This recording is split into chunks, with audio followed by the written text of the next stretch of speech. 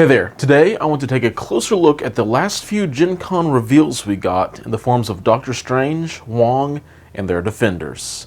My name is Nate, and welcome to the Gamers Guild.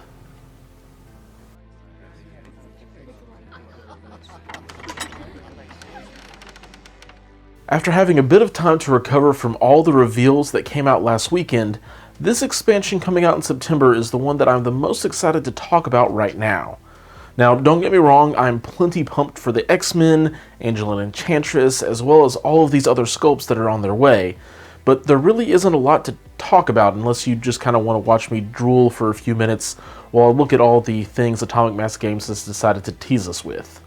Now, thankfully, Will got overzealous in his sharing, and we got to see Wong's full card, and then Josh either going mad with power or just for revenge decided to reveal our newest leader in the form of Doctor Strange. He has the alter ego of Stephen Vincent Strange. He has 6 stamina, moves medium on a 50mm base, is size 2, and is 5 threat. His physical defense is a 3, while his energy and mystic defenses are both at 4.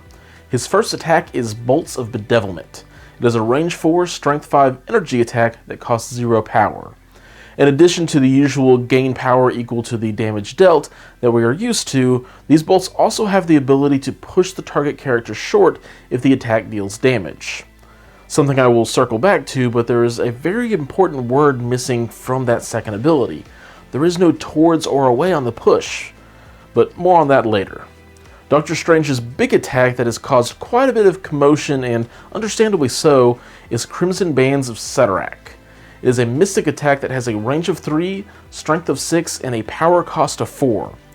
But why does a 6 dice attack warrant a cost of 4? Well, for starters, it gives a guaranteed stagger condition, and because of Mystic Binding. If you roll at least 1 crit, 1 wild, and 1 hit, you get to trigger this ability.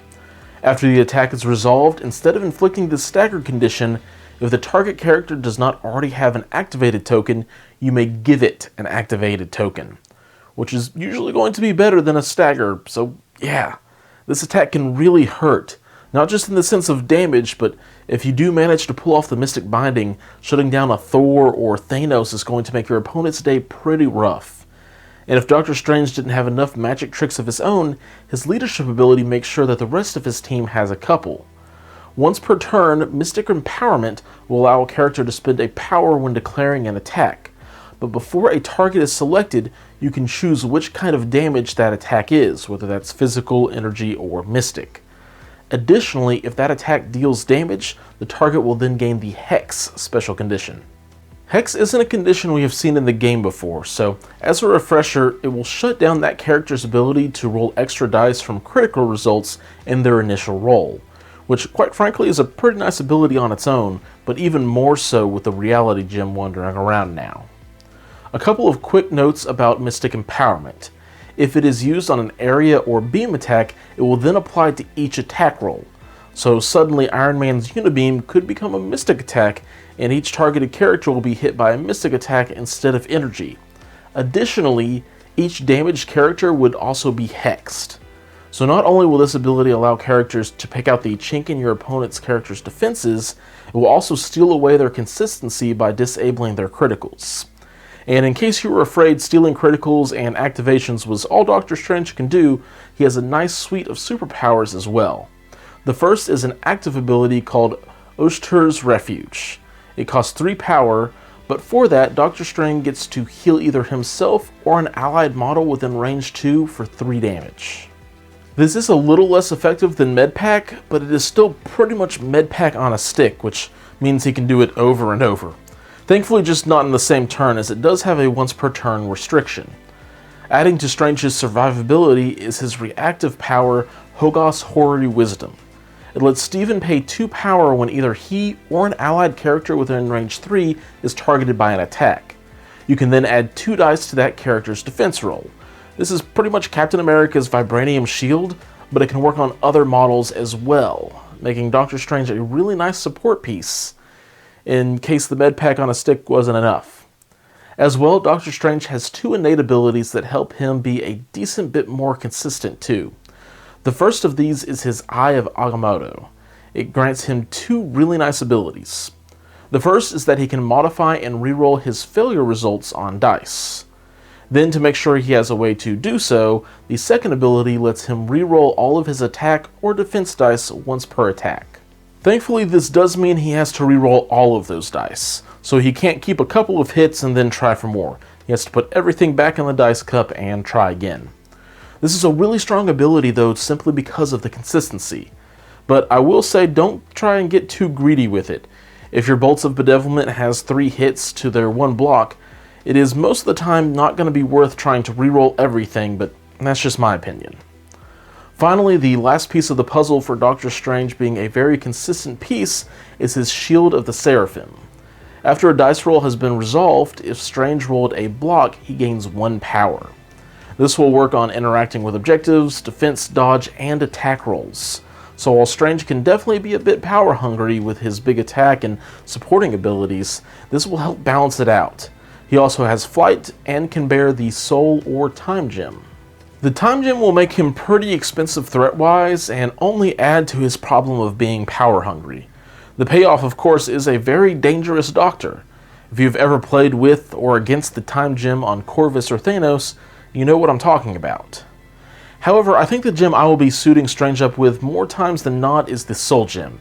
It only costs 1 threat instead of 2, but also has a pretty good chance of feeding Doctor Strange with plenty of power, especially if you move him up into the fight where he wants to be so that he can be healing and shielding his allies. Thankfully, with as many things as he has going on, there are no changes on his injured side other than it looks like Steven has gone to work on a Monday without his coffee. I do want to take a real quick moment and point out that Strange is not power creep because I've already seen a few of those kind of thoughts pop up online. At 5 threat, Strange is competing with Thor, the god of playing pinball with your opponent's models, MODOK, the really defensible and consistent giant head that has quite the ego, and Corvus Glaive with the Reality Gem, who will simply shred through models with his Glaive's Edge or Death Blow. At the end of the day, Strange does not touch any of those other characters in their potential damage output. He doesn't have a throw, he doesn't have an attack that targets multiple characters, or gains an additional attack after it's resolved, and he doesn't roll as many dice on his attacks compared to the rest of these heavy hitters. Strange does do something different that still makes him worth that 5 threat though. He provides your team a lot of survivability, while offering some decent offense and control abilities along with that. Really, if there is any one character to compare to Steven, it's actually Thanos, but kind of the inverse of him. Thanos can hit hard, but is really more about making his team hit harder. He can also provide some additional movement with his cosmic portal, but at the end of the day, he's really just kind of an offensive support character, at least until you load him up with gems. Strange, in the inverse of that, is a good defensive support character, and if he's in the Defenders, he can also help on offense by providing some mystic empowerment. So, in the pros column, Strange is a very consistent character, with his eye and shield innate abilities that is also able to thoroughly help his allies with his 2 powers. As well, he offers up some cool control abilities between a push in any direction from his strike and a guaranteed stagger from his big attack is nothing to scoff at.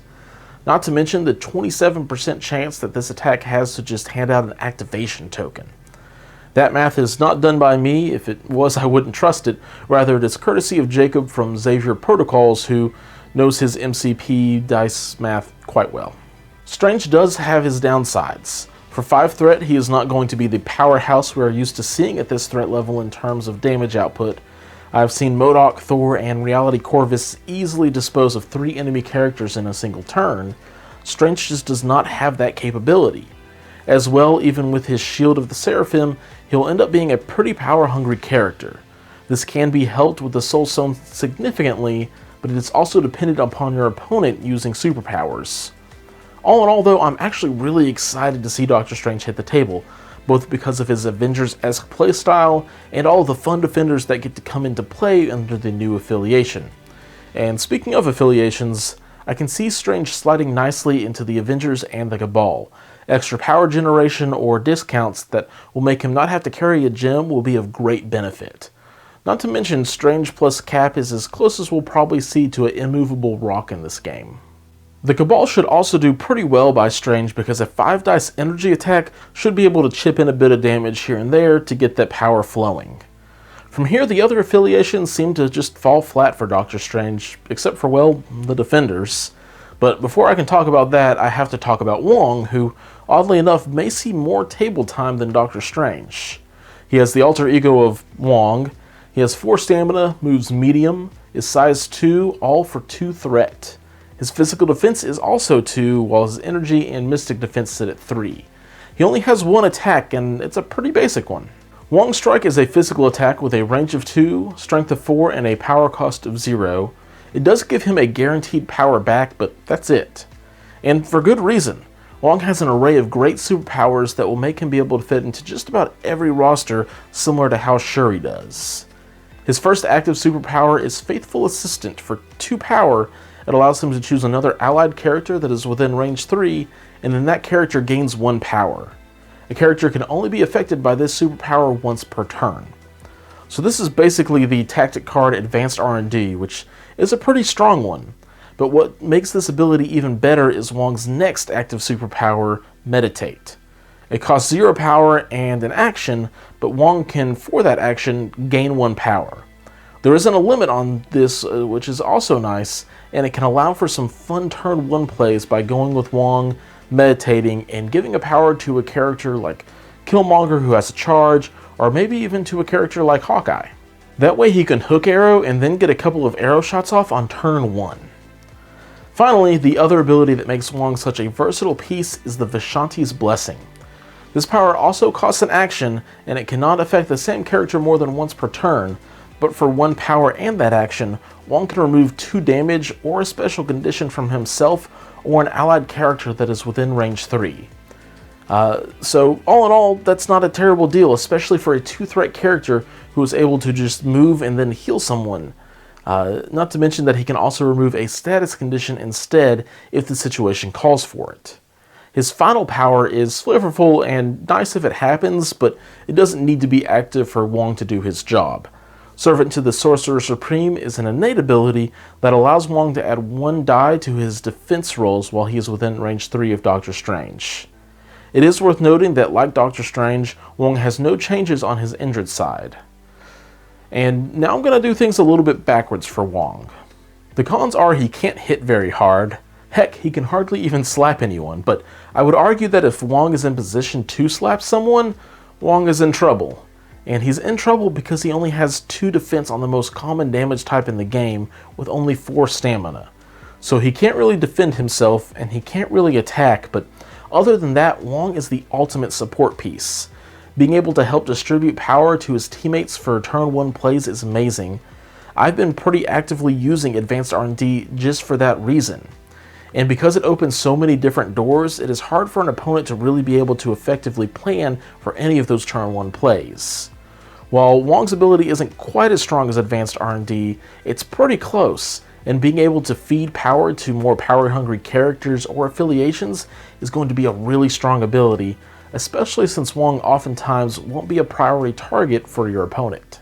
Then, as if R&D wasn't enough, they decided to give Wong the ability to heal, and even heal multiple characters if he doesn't spend an action doing anything else. Characters like MODOK and Thanos just found a new best friend to keep by their side. And this is why I think Wong will be very universal in his use.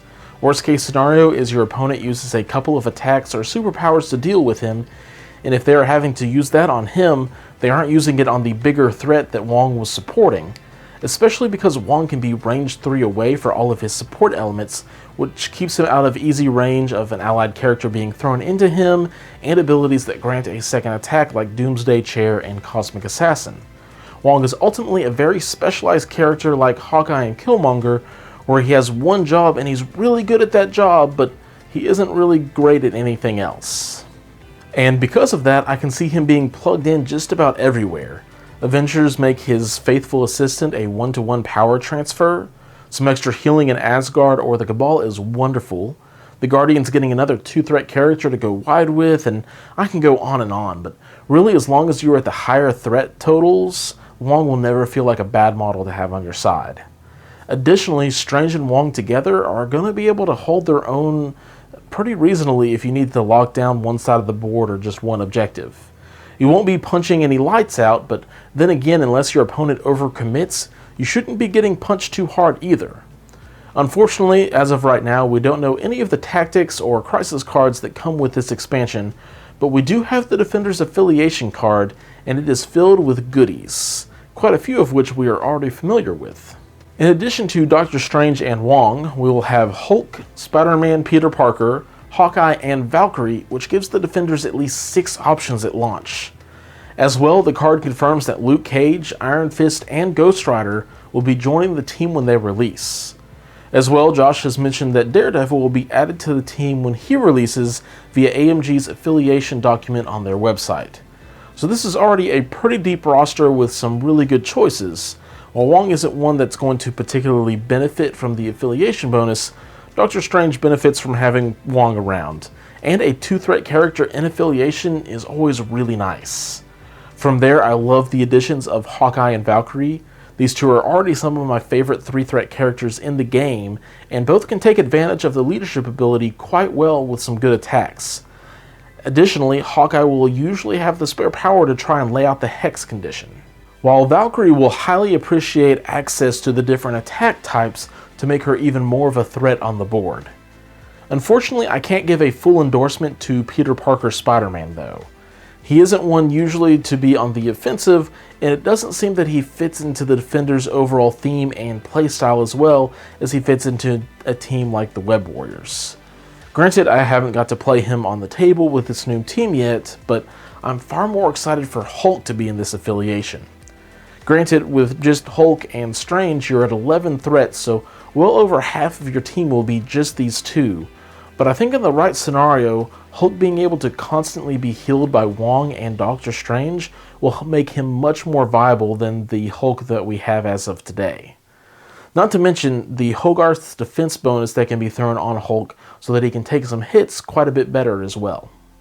As far as what I'm looking for in characters that might play well with the Defenders, are ones that are going to have a decent stamina and defense to get maximum benefit from the healing that can be provided by Wong and Steven, as well as characters that aren't too power hungry themselves. Hela is one that comes to mind that I think could do really well in the affiliation, as well as Vision. And since Vision has a beam attack, he can take maximum value from the mystical empowerment and apply Hex to multiple enemy characters with that one attack. One last thought to leave you all on is that all of the tactic cards from this box seem to be the names of different spells or artifacts that Doctor Strange uses in the comics. So knowing that, we have the Vapors of Valtor, the 7 Sons of Cenobus, and the Pentagram of Farla coming in on the way, I want your best guess as to what these tactical spells are going to do down in the comments below. And in case you weren't aware, I'm having my first giveaway on the channel. It does end on August 14th, but I managed to get my hands on some of the early organized play kit bonuses that includes an alternate Avengers Assemble Team Tactic card, the alternate art character cards for Captain America and Red Skull. There are 2 ways to enter. One is by liking the Guild's Facebook page and putting a comment on the post about the Guild's anniversary. The second is by subscribing if you haven't already and comment on the video about the 1-year anniversary. I'll be doing a drawing from both Facebook and YouTube, so feel free to enter twice. There will be a link down in the description to both of those places, as well as a video link to the YouTube video in just a moment. But before I do that, I want to thank my patrons, Graham and Christian, for supporting this channel and as quickly as they did since it hasn't even been up for a week. It was easily one of the highlights of this month for me. For those who didn't know, I have just opened a Patreon account in hopes of upgrading some equipment for battle reports amongst other things. If you would consider even just looking at the page, I would be humbled and highly appreciate it. I'll have a link for that as well down in the description. Thank you all for watching, and until next time, keep on gaming.